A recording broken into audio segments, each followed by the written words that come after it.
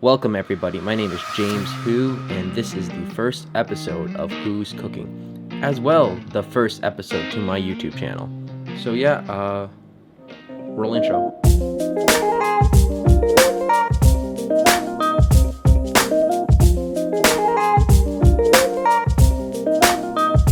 In this episode, I will be showing you how to make maple soy glazed salmon.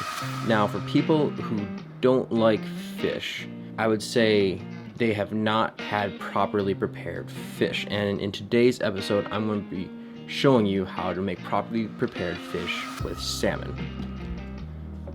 So one of the keys to getting good salmon is getting a good piece of meat first.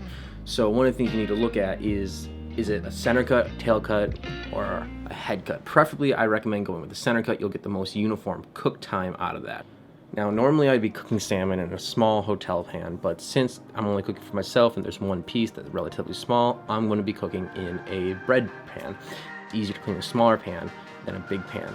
So what I'm going to do first is take some aluminum foil and line the sides of the pan. Let's change some camera angles. Once your pan is lined, take your salmon and place it in the pan. Now what you're going to do is take maple syrup and soy sauce and glaze the salmon.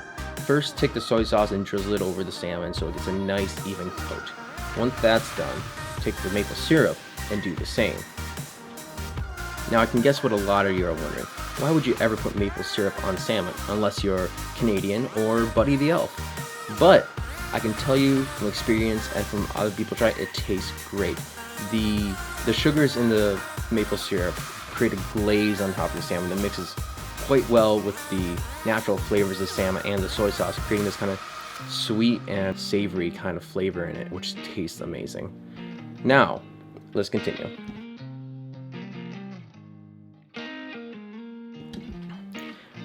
After you drizzle your soy sauce and maple syrup over the salmon, what you're going to do next is take a spoon and spoon over the liquid that's collecting on the sides over the salmon multiple times. One, to mix in the soy sauce and maple syrup together, and two, to get a more even and better coat over the salmon. Now once you're done glazing, it's time to put it in the oven. I'd say pop it in there at 375 for 25 to 30 minutes depending on the size and thickness of your salmon. For this piece, I'd say 20 to 25 minutes. If you cook with this time and temperature, in theory it should come out moist, flavorful and juicy compared to what you can get at chain restaurants who just end up cooking the out of the salmon and just loses all flavor and just tastes like rubber. The salmon in itself is going to taste great, but it's nice to have some sides. So we're just going to do rice and green beans. I would hope you guys know how to prepare rice, so here's a quick clip of rice being prepared.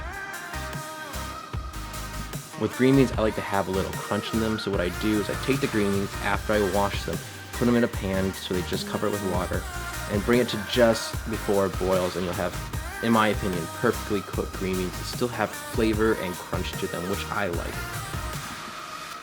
And now time to take the salmon out of the oven.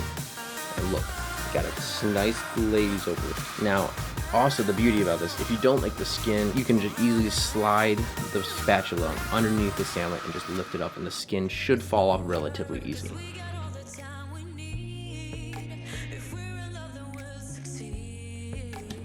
Time to do a little bit of cleanup. Here, let's take the aluminum foil out. And yeah, look, crap. There's a little bit of a mess, but you know, it's a lot easier to clean up than that instead of scraping it all out of the pan. And look at that, complete meal. Roll montage.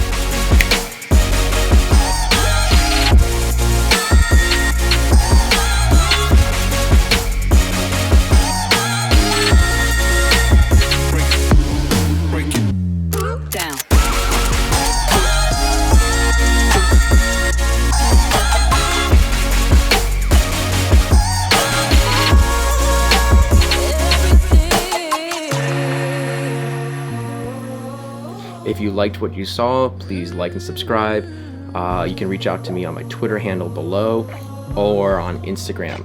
I will be posting videos weekly, hopefully.